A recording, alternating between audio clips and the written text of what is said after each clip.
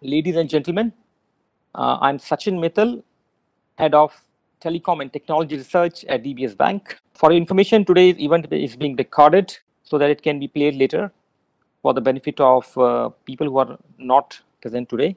And today we have with us Mr. Chris Trantz, who is is a co-founder of CapConnect. He is a tech financer, a mentor, a speaker, and track record is quite amazing. He has done a number of exclusive deals, whether in the e-commerce sector or in the e-commerce enablers or logistics in Vietnam and Indonesia, and he's a Google mentor. So fortunately, today he will be sharing with us some of the insights, not just on one or two, but mostly on the new trends across the whole of e-commerce gamut. So here you are, Chris. Please welcome. Sachin, thank you very much for having me here, and I'm so delighted to speak to all of you today. CapConnect is a boutique investment bank for Southeast Asian entrepreneurs and investors. We provide cap raising, M&A, and ecosystem services delivered by dedicated technology specialists with deep networks. And so in terms of today's briefing, we'll focus on the Southeast Asian technology sector that covers private markets, the stuff that's not listed and you don't usually get coverage of. Due to the private nature, we cannot disclose some of the detailed information, nor actually verify all information presented. And just to note, we are an exempt financial advisor per NAS, but not offering any financial advice. In addition, not all of this information is ours. We curate a lot of work, and to the extent that full accreditation is there and we haven't provided, we will rectify immediately. Lastly, we will certainly be pleased to make copies of this presentation available to you all. So let's start the conversation. And what do we have for you today?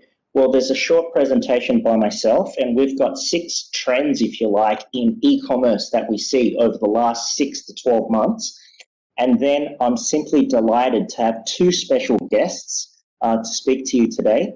One is Agung, who's CEO and co-founder of Warung Pintar, and this is the largest B2B2C platform business in Indonesia that's digitizing and providing economic inclusion to the vast majority of Indonesians that live outside of urban areas. And we've got Eric, who's the VP of Corporate Development of Waresix. Think of Waresix, if you like, as the Airbnb of logistics, warehousing, trucks, and really the asset-light model looking at making the whole supply chain and logistics sector of Indonesia much more efficient. I'm delighted to not only present myself, but have my friends join today and tell you firsthand what's happening in Indonesia. And of course, I will keep this all short so that we can have as much Q&A as possible towards the end. And so the big news is this. The next battleground is the B2B2C segment in e-commerce in Indonesia and similar markets like Vietnam. But going back to Indonesia, if we think about companies like Tokopedia, which of course merged with Gojek, is now Goto, or even the upcoming IPO of Bukalapak, all these companies began in bringing digital to the end consumer. And the end consumer was made majority the consumer that lived in the high population areas, the urban environments where the cost to serve was more accessible, where the infrastructure was better. And the reality is we look at the tech giants of today, Shopee, thanks to SEA Limited, these are all B2C companies. The first wave was all around this urban consumer play, this direct-to-consumer play, and how can we bring to them mobility, on-demand services, e-commerce, and financial services. Now the battleground has shifted, and what we're seeing is how do we get to the rest of Indonesia? So we all know that Indonesia is half of Southeast Asia and a big market, but how do we get to the total addressable market of the 170 million emerging consumers that live in second and third tier cities? And core to this, and where the battleground is waged, is around these warungs, or retail, medium, small, medium enterprise businesses. There's estimated 3.5 to 5 million of them. And if you look at it, there's different angles. You have players like Warung Pintar, which have integrated the supply and demand, and they're consolidating and fixing the supply chain to partner with these warungs and saying, we can actually provide you with the availability, variety, and pricing of goods. You look at the Mitra giants, Toko, Booker, and Grab Kiosk, which are looking at going into this segment by aggregating demand. You have wholesale marketplaces like Gurangada, which are organizing the middlemen in between. And of course, you have social commerce. Social commerce, which we'll touch on later with Apiklassi, Super, Chili Belly, and of course these bookkeeping apps, Booker Warung, Booker Kas, offering free tools to gather data and offer financing. And not just e-commerce is associated with payment, but of course fintech services as well. And even if you look at the Warung network, the banks are not leaving them alone. You look at a bank like BRI Agro, which has publicly stated that, yes, these are the unbanked populations, and how can we work with these warungs to actually get in to access them and to serve them? And we all know this. We all know that Indonesia is already quite difficult because it has 17,000 islands and not a continuous landmass. And we already know that there's been chronic underinvestment for decades. And so the percentage of GDP dedicated to logistics is very high, but it is improving and it's being worked on. And what we saw initially was the Airbnb of trucking, which is cargo, and initially the Airbnb of warehousing, which was Waresix. But Waresix moved into trucking with the acquisition of Truckita and is being the all-inclusive player, and we're lucky enough to talk to them today. Even more, of course, are the companies that I assume that you are more familiar with, such as J&T Express or Sisapat, end-to-end logistics. And Sisapat raised 170 million at a valuation of 745 in March of this year. Now, a question that I'm often asked is, are we seeing autonomous driving, industrial automation, 5G? The answer to that is not really. The reality is that we're just looking at very basic efficiencies, and that's good enough to drive a lot of economic value and benefit for now. If we think about the 2010s with the rise of Grab in Indonesia, Gojek, it was about the mobility of people and goods in urban areas. In the 2020s, we're looking at the mobility of goods, people, and services across all of Indonesia. And there's non-obvious companies moving into this space and to watch out for as well. Company includes Janio, which is a marketplace for cross-border logistics. So we're really seeing, and I'm pleased that we've got a platform person from DBS today, this adoption of platform business models to really drive the new economy in Southeast Asia. So we've already talked about the next battleground for e-commerce, and it's around these non-urban areas and the population catchment that's caught up with these small, medium enterprise businesses. We've talked about the enabling factors and the opportunities there being the logistics that's still being worked on and new platform models to facilitate. Now we touch on social commerce, which is working its way through. And of course, everyone is familiar with Pinduoduo, which absolutely stunned the market by becoming #3 in China within 2.5 years. And what we've seen is, of course, a lot of continued inspiration from China and also India for business models of Southeast Asia. Now, what are the advantages of social commerce and what's the definition? So the definition of social commerce is the enabling and the effecting of e-commerce transactions via social platform and or via social influence. And of course, it's around reducing that trust barrier and helping with that conversion, but also requiring less media cost, agent cost, fulfillment cost, and collection cost because you're using these influencers and agents to affect outcome. Do we know this will work for sure? Well, we don't know. Misho, obviously the Indian pioneer and champion, retreated from Indonesia. It wouldn't be the first nor the last retreat of a foreigner to Indonesia or a Southeast Asian local market. Now, of course, we all remember that Uber had to exit Southeast Asia, not Grab. Here, some of the players are Rate S, Evermos, Rainer, Super, Avana, Chili Belly, and Kitabelly. Economobi in Vietnam claims to have a regional GMV of 150 million plus and profitability, although this hasn't been verified. And so the point here is we're getting some pretty large businesses potentially flying under the radar that are powered by social that we don't know about yet or enough about yet. And if you look at the absolute growth in users, from 4 years ago in 2016, the number of active users was 79 million in Indonesia, and now it's 160. And this has been replicated throughout Southeast Asia. And to navigate through this, we actually have the e-commerce enablers. So what's happened?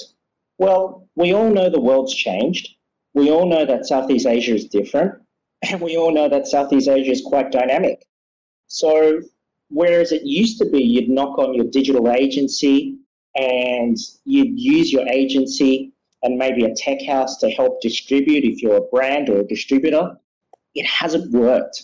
Instead, you've had to have e-commerce enablers to help enable a brand to be successful in these markets. We have SEI, which is backed by Asia Partners, which is, of course, run by legendary Nick Nash, the ex-SEA, and Oliver Ripple, which led the Naspers investment into Flipkart. We have Synergy, which has been backed by Alibaba, August 2020. And CVC recently got into the Philippines, Great Deals, which is May 2021. And of course, there's Ecommerce, the original and largest enabler, which is listing on the Thai Stock Exchange in Q4 of 21. And why? Why does this happen? Because of the complexity of e-commerce from a demand generation point of view to fulfillment and delivery. In fact, it's so complex that an interesting transaction we've seen is Arami. Arami is the largest parenting platform in Indonesia, and it combines content with community and content to sell and serve expectant mothers and mothers with all sorts of baby care, baby kit, and it merged with Circlo. Circlo is an e-commerce enabler, and they did that to make sure that that can be effective with commerce. And so I wanted to keep my presentation short. So what we see so far is the B2B2C space being the next battleground, logistics needing to be fixed, a complex space, and therefore within it, the e-commerce enablers helping to navigate. The rise of social commerce throughout it as the social media subscribers and engagers really take to the fore. And then you ask me, why are we just talking about Indonesia? Where is Vietnam? Vietnam, in terms of this update for, okay, what's happened in the last 6 to 12 months, has been relatively disappointing. You have 100 million consumer demographic, a lot of story, which is quite valid, around Vietnam being the China +1 manufacturing, and really quite underrated but excellent management of COVID-19. But then two things happened. The merger of Tiki and Sendo, which are the number 1 and number 2 local e-commerce players, didn't happen. So there is not a creation of a local champion, unlike what we see with Gojek and Tokopedia merging, which is doubling down on Indonesia. And then just last month, or this month I should say, the CEO of Telio was found guilty in a Singapore court of defrauding investors. And I won't name the investors here, but it is public. Some blue chip brand name investors were behind Telio, and this is actually quite a bad outcome. In our opinion, travel needs to return, and more investors in the Series B and C gap need to come in to rebuild support and trust to have a invigorated Vietnamese ecosystem No surprises. It's all about the flow of money, and non-Indonesian players struggle to raise capital to Indonesian players.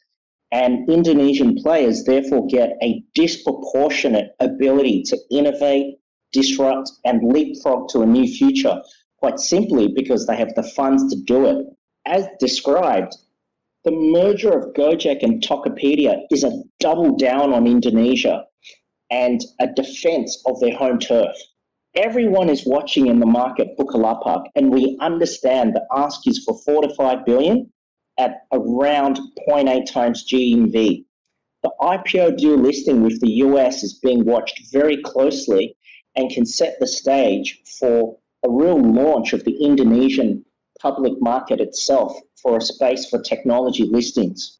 Ecommerce and Pomelo are listing on the Thai Stock Exchange thanks to a tech-hungry SET and liquidity that would support these local champions.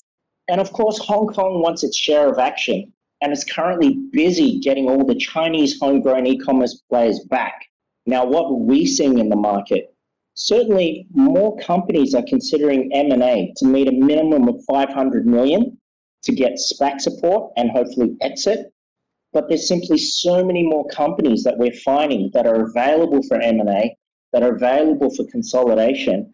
And I'd say that any player which isn't actively engaged in looking at either investment or M&A simply is having a blind spot to the digitization of these spheres. And of course, what we've seen, although we haven't seen them make a move yet, is this giant billion-dollar fund with SEA Limited having its own billion-dollar Hong Kong-based VC fund.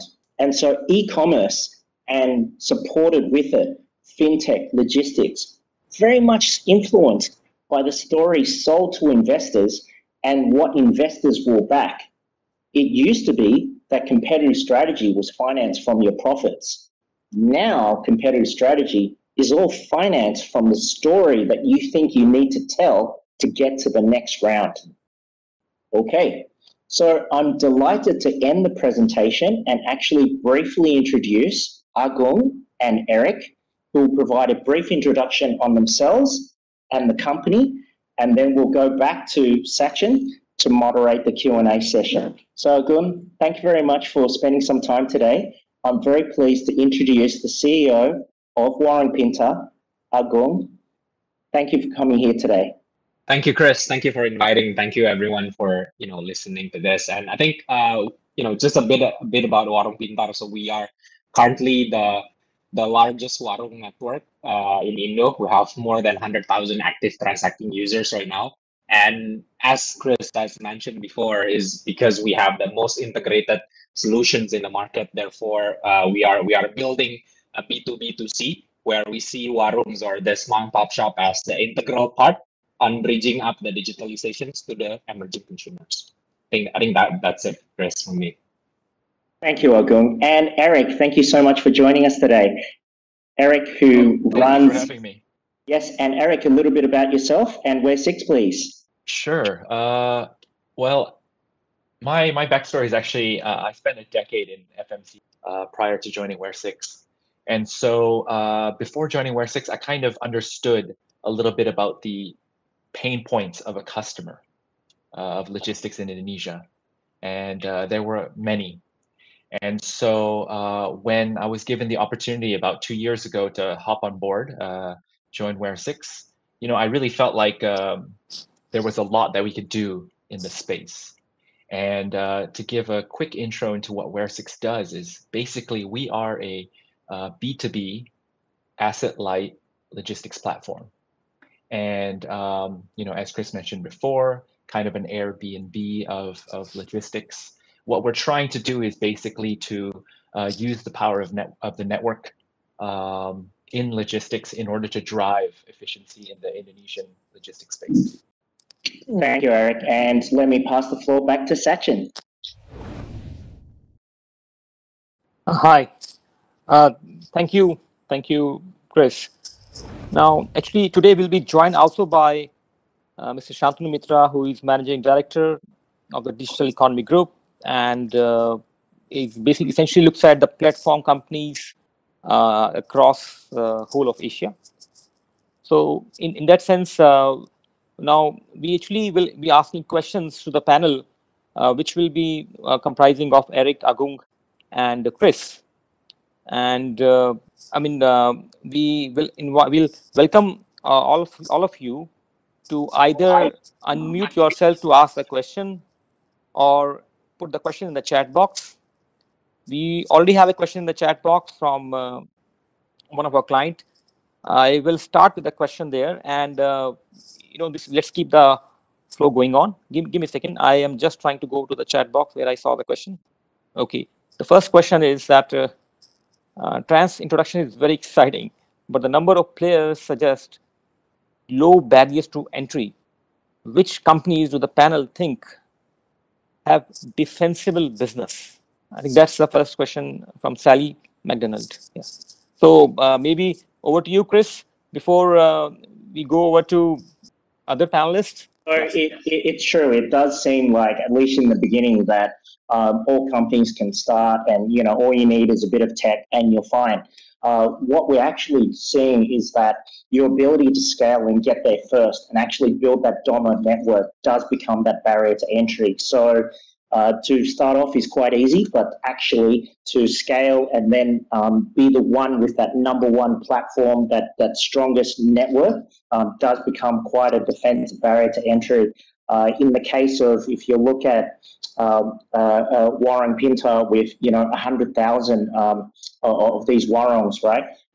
You are able to then go back to the FMCG brands and say, look, we've got the best distribution. You need to give us the best terms, the best pricing, the best transparency. And so this network effect, it is early on. It is actually, yes, you can go in, but actually the ability to scale and to build a defensive moat, the race is on, and then it actually does become harder for the number 2 or number 3 player. And that's why you're also seeing a lot of consolidation, because yes, there are a lot of sort of, Me Too's and other little players, and they're all consolidating because they're realizing that unless you're the biggest story in town, there's probably only space for 1 and 2. And that's where some of the bigger name VCs are backing one or the other. It's a little bit like what we're seeing in terms of duopoly, if you like, between Grab and Gojek. We're starting to see duopolies in logistics, in B2B to C segments, etc., because of these barriers to entry being promoted. Just to follow up on this, Chris, maybe. So do you see a duopoly in the e-commerce B2C? Or do you think, no, there is a chance? Because right now we are seeing a very dominant Shopee and Tokopedia. And I guess even Lazada and Bukalapak are struggling to break that duopoly. Or what's your view on that? I absolutely see at least a oligopoly. And the reality is this: everyone talks about Indonesian rising middle class, etc. But when you look at the unit economics, when you look at profitability, it's some way away. And so, unless you, and of course, Indonesia would get there. I mean, I back the people, I back the economy, the AOV will increase. But I mean, unless you look at some serious scale benefits and, pretty much applying every lever possible, I just don't see the space to support so many players. Yeah, I'll agree with that. Maybe we should ask the same question to Agung and Eric, and kind of know, because they are there on the ground on a day-to-day basis. They are seeing all those pressures which we talk about. If I may, so I think thank you for the question. I think what really important here is that to understand the scale of the technology and the scale of the service, right? I think that is the way for us to measure the defensibility. And I think for Warung Pintar, I think it's easy to see whether it's just an app-based a company, right? But in reality, as probably Chris mentioned in his slides, is actually we are doing an end-to-end solutions, right? And the size of the technology that we are building is very deep. For example, we have a solution for distributors. We have a solution for wholesalers, right? So I think what really are being out there on the media or things that you could see is actually just the front end part of the user base, which is the warung or the shops, right? But then actually behind that, there's a huge complexity in terms of service. Therefore, I think it's also really tough for other players to actually scale up. because actually when you want to scale up, you need to build up this complex back end. You need to invest a lot of time and effort on technology and to be able to scale that surface. Otherwise, you'll be stuck in one cities or stuck in just one areas, and that's actually what is happening with all the smaller players today in the market. And I think that backend is, or even that groundwork is even more in your case, because Exactly. yours is more a physical convergence between physical and the digital. I agree with that. Yeah. Yeah, I'd like to second Agung's comment actually. So on our side, we see competitors popping up all the time. So it's absolutely true that there are low barriers to entry, but that scope of service, that's really not an easy thing to achieve, right? And if in the logistics space, if you cannot achieve that scope, you often cannot mimic what is happening in the traditional space, right? Like if you take a trucker, for instance, and they're serving both the FMCG market and let's say the industrials, right? And if on your platform you can only cater to the FMCG, then those players, the transporters, the truckers, they're not necessarily willing to dedicate their units to you because you can only serve some of their demand, right? So you have to build that scope out, but obviously in order to do so, you need time, you need the funding, you need and you need the depth of engagement and customers and all those various verticals that you want to attack. Yeah, so I think when people ask me about what is different about Waresix, for instance, I often start with it's our mindset, it's our approach to the business, right? Even though we are in the tech space and we are a tech startup, our very first step forward is always operational excellence. It's about understanding what is the customer pain point and how best do we solve that. And if you are targeting multiple sectors, FMCG, agriculture, infrastructure, you're going to need to understand the complexities of each of those businesses. And I think for us, because we're kind of one of the backbones of the economy, and we have interfaces with all different sectors, this kind of knowledge and this kind of depth of understanding, it's not easy to build up. Actual value in this entire, I mean, you already have the front ends, which is the Warungs. You've gone ahead and done the busy digital acquisition, which is more into the logistics. Where do you see the main value in the entire ecosystem that you're playing? Is it in financing some of the Warungs that ultimately you get the entire information around? Is it in the logistics part, or is it in the customer database that you are building because the Warungs are using your POS equipment and it's kind of an IoT ecosystem? So where do you think is the final value getting created? Thank you for asking such a great question. I think it's really important to see this this play from this perspective, right? Because a lot of people, as mentioned, coming in with different kind of model, right? Coming in with digital tools, coming in with aggregations of middlemen, and then few other stuff. And I think by the end of the day, in this play, what do we see as a main valuable asset, right? And we believe that it should be the user base, right? The relationship with the user. Why? Because actually, when we are seeing at the warungs, right, it's someone that I mean, like 70% of the supply chain in Indo is still flowing out through warungs, right? The consumer products, and warungs is the only ways for consumer product to come in to consumers, right? So by digitalizing the warung, by owning the relationship with the warungs, by enabling warungs in digital way, then it's enable a way for more products or more services to the people around them, right? So what really important is that we build up the relationship. Therefore, we could leverage data. Then we can enable financing. We could bring in logistic product. We could bring in deeper e-commerce and more things for the people around them. So the value, that is where Warung Pintar put our main focus in.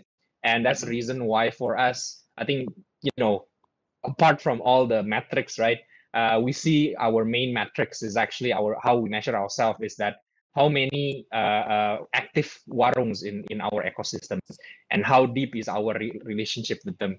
whether it's just a a transaction-based relationship, whether the higher engagement in the app, is there's any deeper engagement with our ground salesmen. Do we also have a financial, because we start doing lending, so we also wanted to look at that from the relationship perspective. Then we also want to know how deep are they using our digital tools, how deep is our data how deep is the data generated by them from the consumers around them. So these are something that we see as a main value in this play, and that becomes the main infrastructure for digital inclusions and economical inclusion to these emerging consumers in Indo, which I think Chris has really spoken very well about it in the presentation. Thank you, Agum. And just to follow on one, exactly carrying on from the point that you mentioned, which is basically the engagement of the Warungs. Do you see some of them also having multiple apps, like maybe there are other financing plays in Indonesia which are targeting toward the Warungs, and they also have their POS solutions and all. So do you see the Warungs sticking to one large service provider and being exclusive with them, or engaging with multiple parties who are providing various different solutions? And what's therefore the defensible moat out there? I think today is a new dawn for this kind of solutions, right? So there's a lot of service out there, and this is also the first time where Warung have access to this multiple platform, right? So I think it's very normal for this kind of situation. The Warungs would try and download and even use the app once or twice. But by the end of the day, this is a business, right? And you as a business is looking for what? You're looking for financial returns, but also you're looking for stability in that. And by the end of the day, the platform that would the platform that they would stay is the platform that could bring them the most complete solutions, a stable SLA, and then also a deeper selections of product, right? So I think by the end of the day, this they will stuck to one or two solutions, and with more and more solutions getting richer in terms of features, then it will probably skew toward one or two, as Chris mentioned before. Then we also have to look at from this technology perspective, right? Because a lot of this mom and pop shop is not using the high-end phone. Therefore, number of apps that they could use is actually limited as well, right? So a lot of the apps they are using probably limited to probably 6 or 7 that they could download and use it properly. Actually, there's a question for Eric. This is from Sally. When the vast majority of the global trucking market is single owner operator companies, why do players coming into this space need scale to get contracts? That's the question, for Eric. It's a great question, Sally. And the simple answer is that Indonesia has a slightly different structure. So where if you go to China, India, the US, you're absolutely right that they're an owner-operator company. But Indonesia doesn't have that particular case. Typically, companies here are the trucking companies have between 5 and 20 trucks, and the owner is typically the GM of the business or the deal maker, but not the operator, right? And so what we see is that there is actually a misalignment or maybe friction in the incentives, because the truck drivers are not necessarily out there to maximize the interests of the owner of the company, or even like maximize the efficiency of the asset. And so that's kind of where we come in, because we understand that there's this friction. We can provide the trucking company owner, with a value proposition in us as a technology partner. Where previously they, even GPS is not really readily available here. It's not really well penetrated. And so when we can provide our ability to monitor the driver's behavior and automate some of their tasks, and even digitize some of the process, like capturing the the delivery documents or the invoices and such. This is actually a big benefit to these companies. I hope that answered your question. Sure.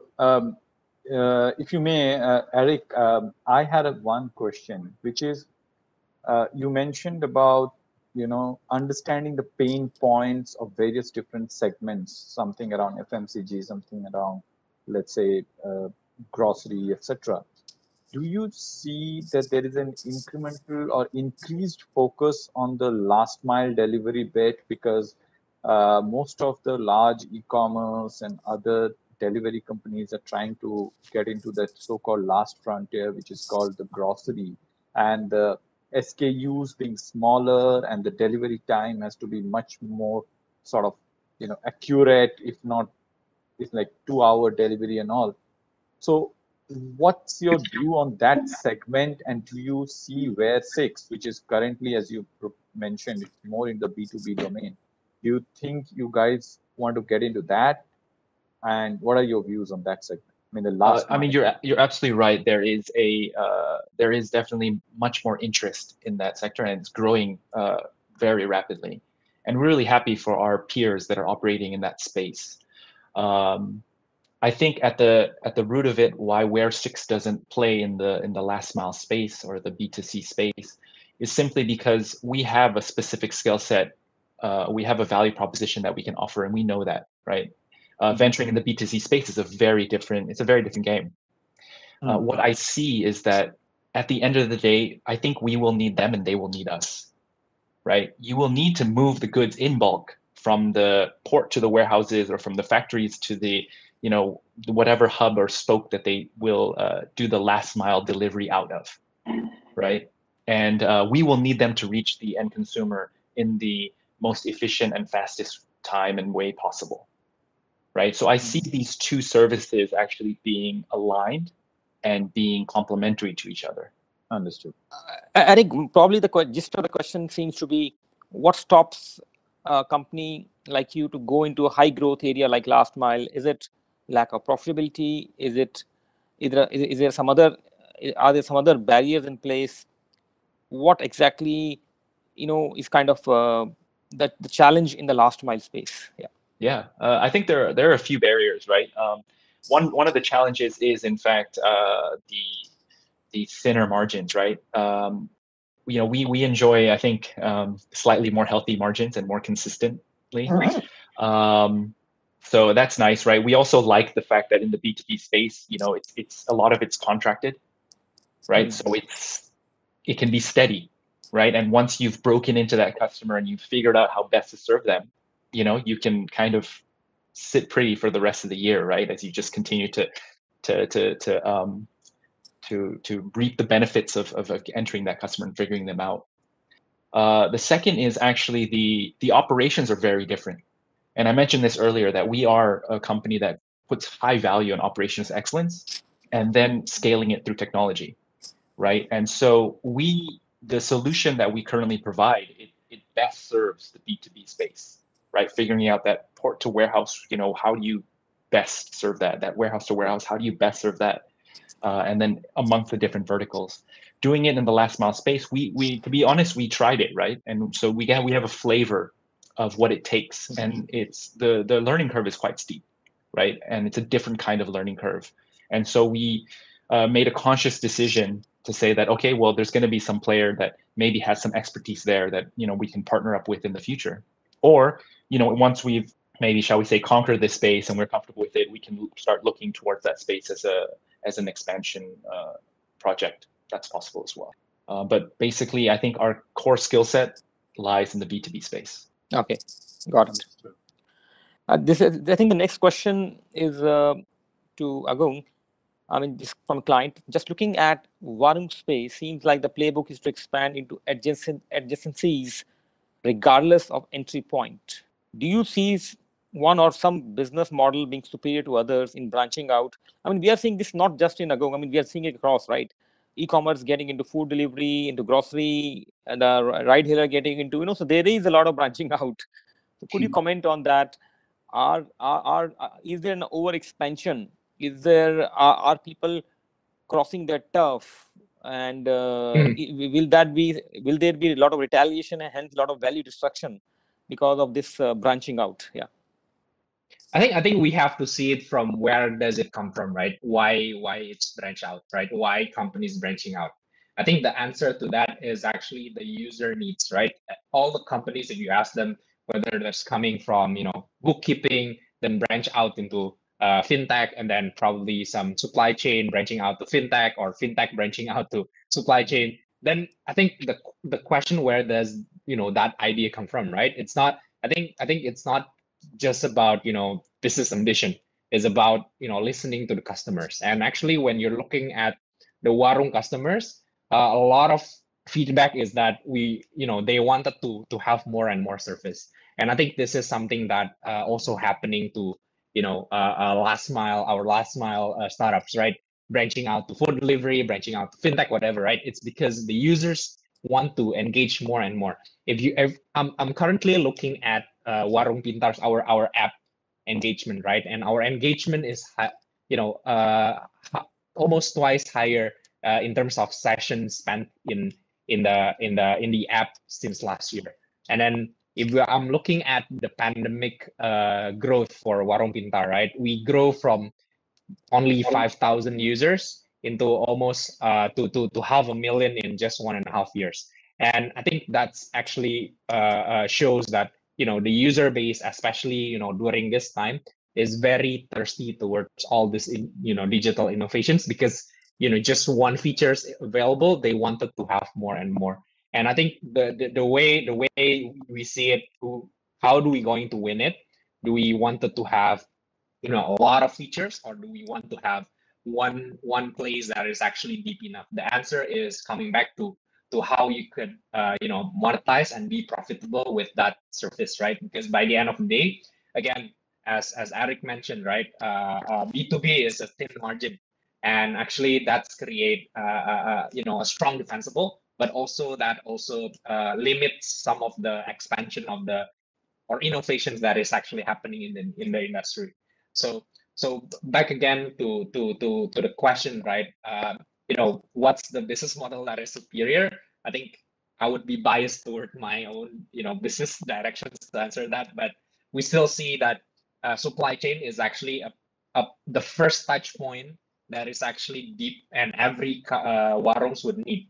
And actually then we can roll out other services such as bookkeeping, fintech, communities, social commerce, and everything inside that relationship. So we still see that supply chain is still very, very important, because every warung would need to buy from somewhere, right?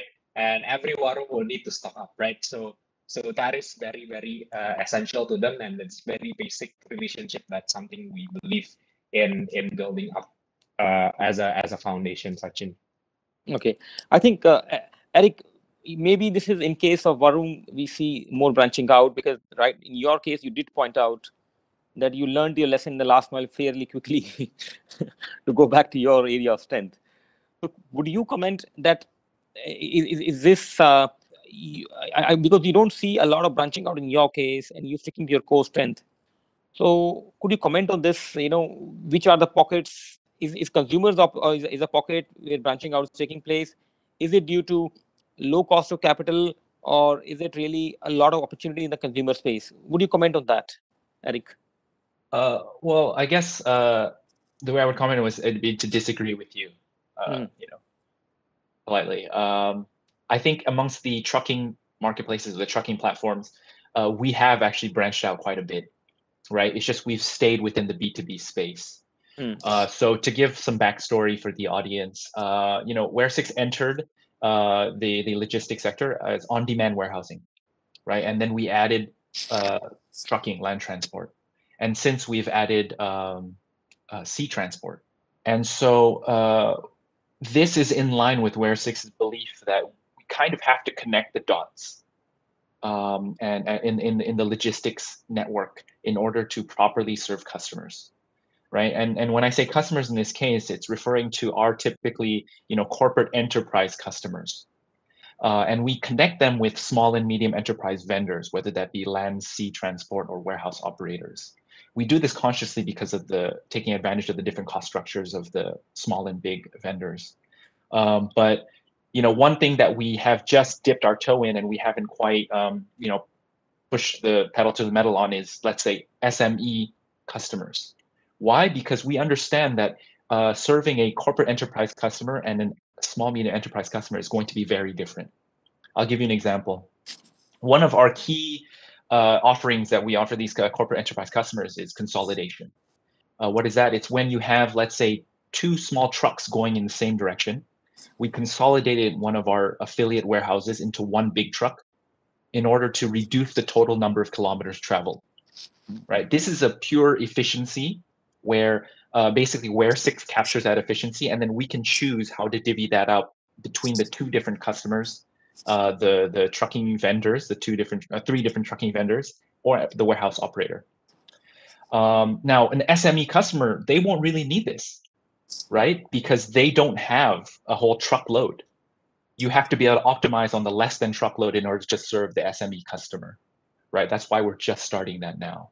So in terms of approaching adjacencies, I think we've done so, right? Sea transport combined with warehousing, combined with land transport is a very unique value proposition that's great for Indonesia. None of the other platforms are doing it because it's quite complex. But being the largest archipelago in the world, it makes a lot of sense to do so, right? And it's allowed us to capture some high margin customers because they're not used to having great service or having anything be automated by tech. Got it. I think there's another question for Eric. How do you deal with the rising fuel prices, especially when you don't yet have the scale of the existing players to buy cheaper fuel? Yeah. And that's a question for Eric. Yeah. I think very specific to your impact of the rising fuel price. Yeah. So if you look at our peers internationally, they basically all in some way, shape, or form have some kind of a fuel marketplace aspect to their service. This is not yet something that we offer. Indonesia has a subsidized fuel for consumers, and just shall we say, informally speaking, transport companies often enjoy these consumer prices, even though technically they're supposed to pay industrial prices. So I think that despite rising fuel prices, Indonesia's consumer fuel prices are subsidized and they're controlled. So I think so far when I've talked to my trucking partners, they are okay on that front. Excellent. Okay. I mean, I have many questions, but I'll wait for audience to come with questions and ask questions for another minute before I jump in with my questions. Maybe Sachin, I have one while we are waiting for.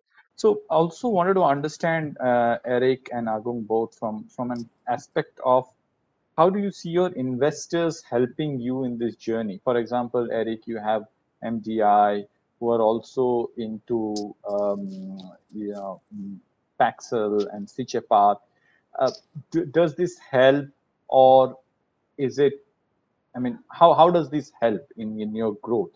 An investor like that, and given that they are in other ventures, do you get to learn something? What's your experience from that? Yeah. Okay. Great question. So I think in general, the value that an investor can bring, it's evolved, right? As we've grown, right? In the beginning, we had a lot of teething issues with our organization, and I think investors were really able to come in and provide like help and advice for that, right? And as we've kind of grown and we've scaled, proven our market fit and kind of crossed the chasm, as some say, we a lot of the help that the investors bring is institutional knowledge, industrial and industry related knowledge, and of course introductions. So in MDI's case, given their relation to the government and how government here is just this, it's this massive, sometimes untouchable beast, right? The value that they can bring in introducing it to the right people to talk to, because there are so many people, right? And there's so many layers.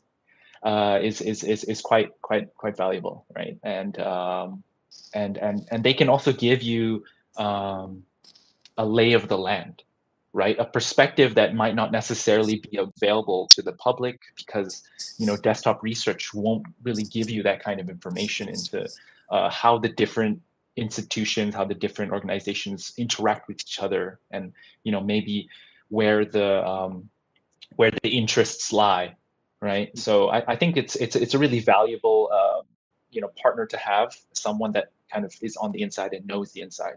Pak Agung, your point on that, I mean, you guys have East Ventures as, one of your founder and so closely involved, but besides them, and I mean, I would like to understand your point in this. I mean, what kind of value they are bringing, what kind of investor would you like to be on your cap table?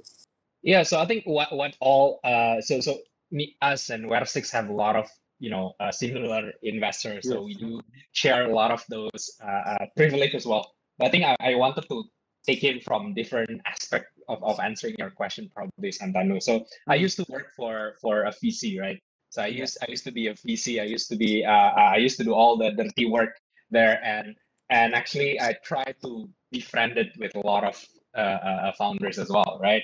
And I think what really important for me, I think apart from all the privilege on network knowledge and fundraising, definitely is actually a way to grow ourselves, right? So as a founder of the company, I have very limited knowledge on building up an organizations of hundreds of people, right?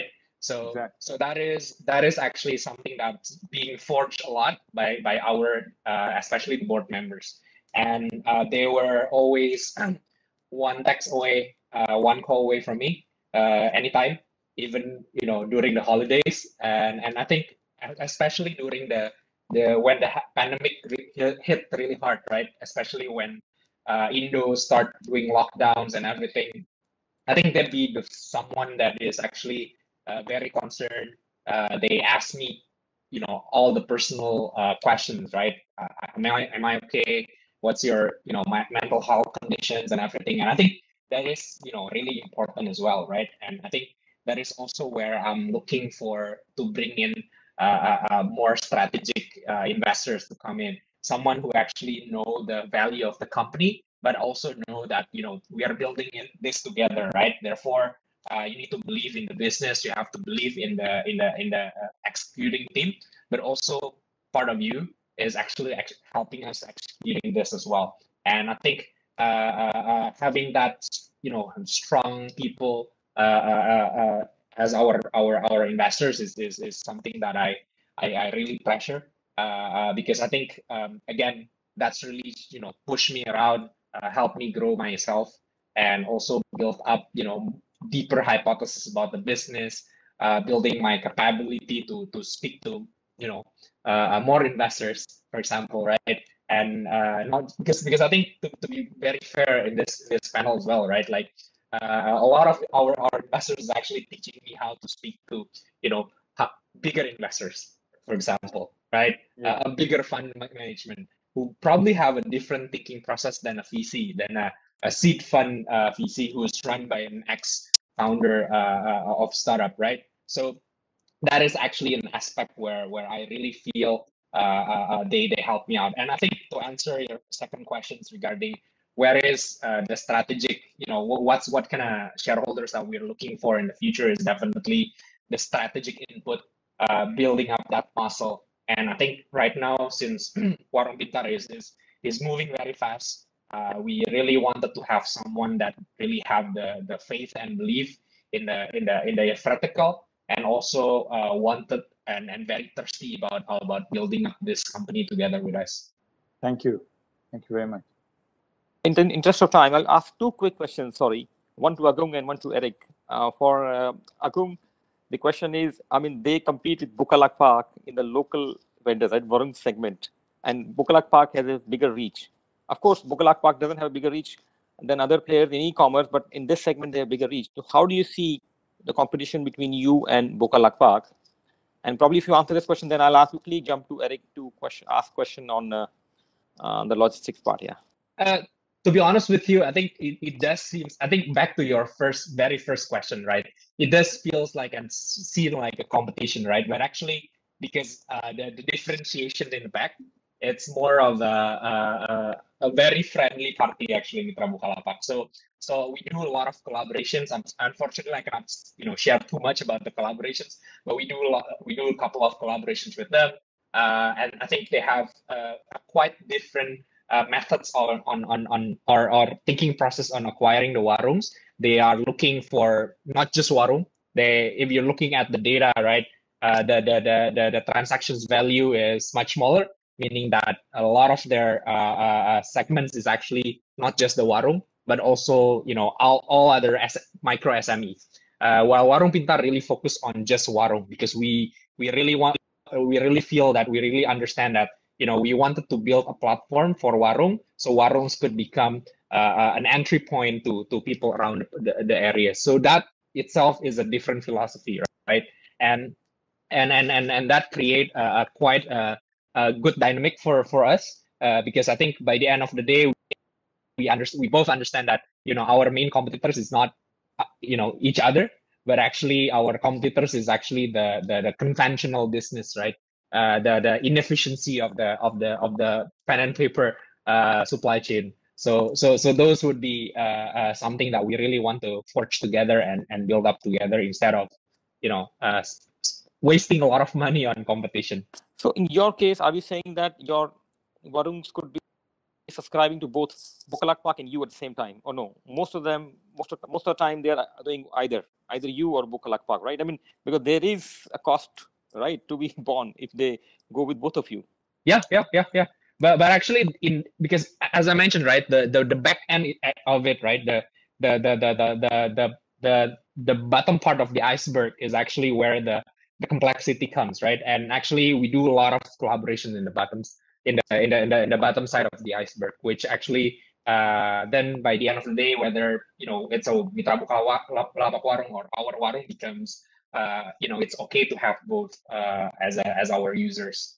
Got it. And this is the question for Eric. On now you know a little bit about last mile. What do you think? Given the complexity of last mile, is it better in Indonesia to own the last mile or to kind of use the third-party logistics for last mile for e-commerce players? What is your opinion on that? Owning versus using third-party logistics. What is your personal opinion on that, Eric? Well, given that we don't play in that sector, I think I might not have the expertise. I mean, we have some tangential knowledge, and so I guess if I had to give my take, you would want to own it. Yeah. My reason for that is because if you break down the asset, right, you have the warehouse and you have the delivery methodology, right? And so the asset itself, the big part of it is actually the warehouse, right? And this one is an operational, for lack of a better word, nightmare, right? You have like so many goods flowing in and out, and there's so many chances of error. The learning curve is huge. We've tried it. We kind of know this. So it helps if you actually own it, right? You have to own the ops. Otherwise, and this is going to be a critical advantage moving forward, right? You look at Amazon, where their fulfillment has become a value proposition in itself, separate to the marketplace or the e-commerce platform, right?